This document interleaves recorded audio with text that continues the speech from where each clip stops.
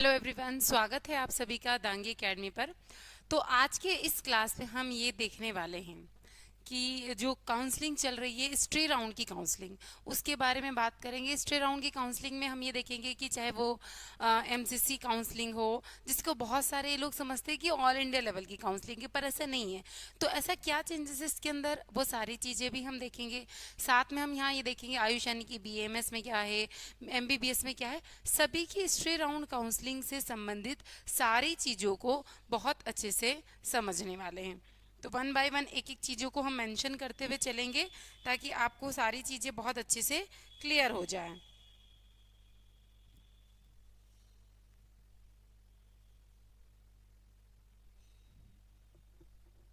तो अभी हम समझ रहे हैं यहाँ पर यूपी की काउंसलिंग के बारे में, है ना।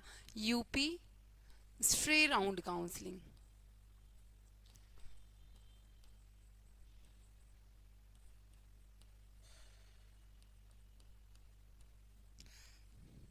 तो देखो, सबसे पहले हमारी जो नॉर्मल काउंसलिंग होती है, हो सकता है कई बार 2 काउंसलिंग होती है और ऑलमोस्ट 3 काउंसलिंग होती है। यानी सबसे पहले जो काउंसलिंग होगी, राउंड फर्स्ट की काउंसलिंग होगी, उसके बाद राउंड 2 की काउंसलिंग होगी, ठीक है। उसके बाद राउंड 3 भी हो सकता है, और फिर इसके बाद में अगेन स्टार्ट होता है आपकी जिसको हम कह रहे हैं स्ट्रे राउंड काउंसलिंग। क्या है? Stray round counselling. अभी आपने देखा था कुछ कोर्सेज के अंदर, तो स्ट्रे राउंड काउंसलिंग स्टार्ट होने के बाद फिर से वापस से स्टार्ट की गई, यानी उसको हम ये कह सकते हैं कि स्पेशल स्ट्रे राउंड काउंसलिंग थी, ठीक है। तो अब हम ये बात कर रहे हैं यहाँ पर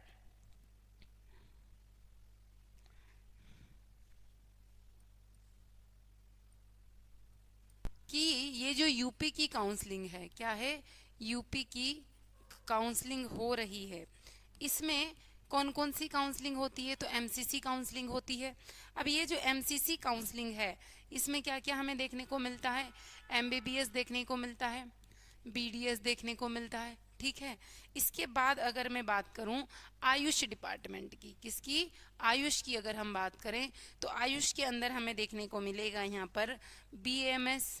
इसका वीडियो हम ऑलरेडी पहले बना चुके हैं। इसमें कौन कौन से कोर्सेज आते हैं? बीएचएमएस और बीयूएमएस, ठीक है, ये कोर्सेज हैं। अब अगर हम यहाँ पर देखें तो ये मत समझिएगा कि एमसीसी काउंसलिंग जो है वो सिर्फ और सिर्फ ऑल इंडिया लेवल की काउंसलिंग है। हाँ, इसमें पहले ये जो राउंड वगैरह होंगे, पहली जो काउंसलिंग चलेगी वो ऑल इंडिया कोटा लेवल की चलेगी, उसके बाद स्टेट की भी चलेगी, यानी दोनों ही टाइप की काउंसलिंग इसके अंदर इन्वॉल्व होती है। आगे अगर हम बात करें यहाँ पर कि स्ट्रे वैकेंसी किस प्रकार से आएगी, तो स्ट्रे वैकेंसी को देख लेते हैं। तो जो स्ट्रे वैकेंसी होती है, स्ट्रे वैकेंसी, देखो उसमें सबसे पहले जैसा कि मैंने आपको बताया 3 राउंड होंगे। इन तीनों राउंड के अंदर आपको क्या करवाना पड़ेगा? रजिस्ट्रेशन करवाना पड़ेगा। सबसे पहले रजिस्ट्रेशन करना कंपलसरी है। रजिस्ट्रेशन के बिना आप काउंसलिंग में पार्टिसिपेट नहीं कर पाओगे। रजिस्ट्रेशन के साथ साथ आपको क्या करना है, यहाँ पर सिक्योरिटी अमाउंट भी डिपॉजिट करवाना पड़ेगा, ठीक है। बिना उसके आपका रजिस्ट्रेशन की जो प्रोसेस है वो कंप्लीट नहीं होगी। अगर इनमें आपको कोई भी कॉलेज अलॉट नहीं होता है, नॉट अलॉटेड है ना, कोई भी कॉलेज आपको अलॉट नहीं होता है, तो फिर उस केस में आगे आप एलिजिबल हो जाओगे आगे के राउंड की काउंसलिंग के लिए।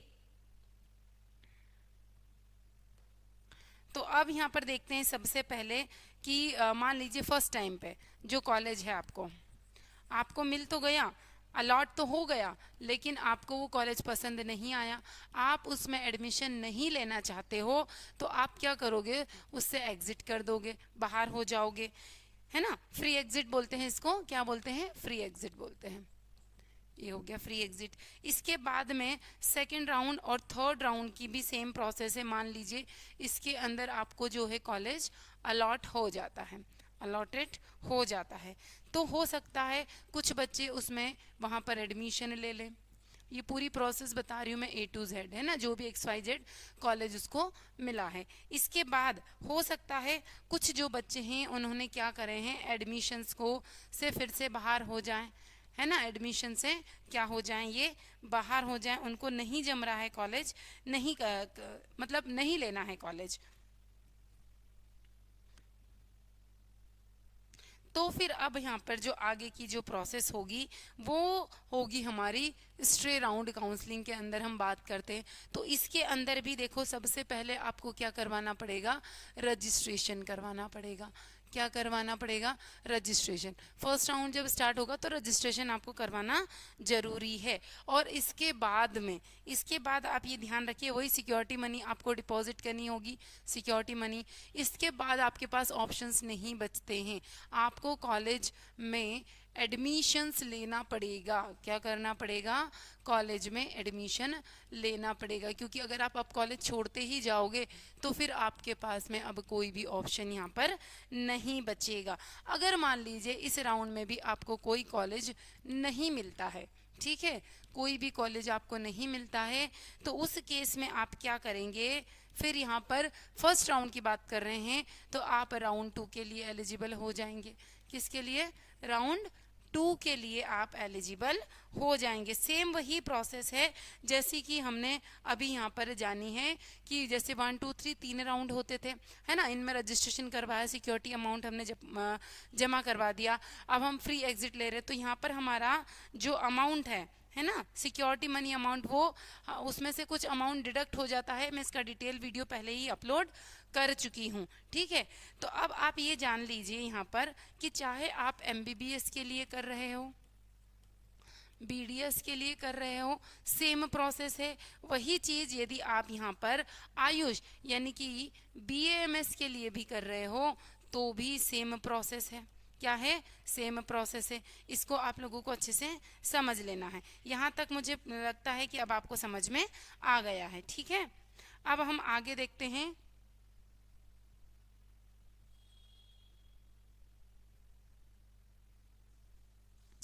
कि अगर जैसे आयुष के अंदर बीएएमएस कोर्सेज की अगर हम बात कर रहे हैं, है ना, किसकी बात कर रहे हैं, बीएएमएस की बात कर रहे हैं, बीएचएमएस की बात कर रहे हैं, और बात कर रहे हैं हम बीयूएमएस की। किसकी बात कर रहे हैं हम, बीयूएमएस की बात कर रहे हैं। तो इसके अंदर आप लोगों को एक बॉन्ड भरना पड़ता है। क्या भरना पड़ता है, बॉन्ड भरना पड़ता है। बॉन्ड भरना पड़ेगा, और जो बॉन्ड की जो फीस रहेगी, अगर कोई बच्चा एडमिशन ले लेता है, क्या करता है, एडमिशन ले लेता है, और उसके बाद उस एडमिशन को छोड़ देता है, मतलब वो सीट खराब हो गई, तो यहाँ पर जो बॉन्ड रहेगा, जो फीस रहेगी, आपकी जो अमाउंट डिपॉजिट है, वो आपको वापस नहीं मिलेगा, ठीक है, वो आपको वापस नहीं मिलेगा। इस चीज का आप ध्यान रख लीजिएगा।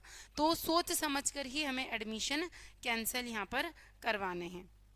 इसके बाद अगर मैं बात करूं, अभी जैसे कि यहाँ पर यूपी की अभी हम बात कर रहे हैं, एमबीबीएस और बीडीएस, इसमें मान लीजिए किसी बच्चे ने जब रजिस्ट्रेशन करवाया और रजिस्ट्रेशन के समय यदि किसी डॉक्यूमेंट में, ये ध्यान रखना बेटा, डॉक्यूमेंट में बिल्कुल मिस्टेक नहीं करना है, डॉक्यूमेंट अपलोड करते समय अगर कोई मिस्टेक कर दी, क्या कर दी है, मिस्टेक कर दी है, तो फिर आप ध्यान रखिए कि वो आप वहाँ पर करेक्शन नहीं करवा पाओगे, एडिट नहीं करवा पाओगे। फिर आपको यहाँ पर जाना पड़ेगा नोडल ऑफिस। कहाँ जाना पड़ेगा, नोडल ऑफिस जाना पड़ेगा। बहुत चक्कर लगाने पड़ेंगे जब जाके आपके डॉक्यूमेंट में करेक्शन होने वाला है, ठीक है। नहीं तो आप फिर क्या होगा, अगर आपने गलत अपलोड कर दिए तो यहाँ पर आप काउंसलिंग के अंदर पार्टिसिपेट नहीं कर सकते, है ना, काउंसलिंग में पार्टिसिपेट नहीं कर पाओगे। इन चीज़ों का आप ध्यान रख लीजिएगा। बाकी जितनी भी चीज़ें हैं, जितने ऑलरेडी जो चीज़ें हैं वो मैं पहले ही आपको समझा चुकी हूँ। एक इन्फॉर्मेशन देना थी आपको कि जो बच्चे 2026 के अंदर नर्सिंग की प्रिपरेशन कर रहे हैं, नर्सिंग चाहे वो पीएनएसटी हो या फिर सीनेट हो, है ना, एएनएम, जीएनएम, जो भी कोर्सेस आप कर रहे हैं, या किसी भी स्टेट से आप नर्सिंग की प्रिपरेशन कर रहे हैं 2026 की, तो आप दांगी एकेडमी का ऐप प्ले स्टोर से जाकर डाउनलोड कर सकते हैं।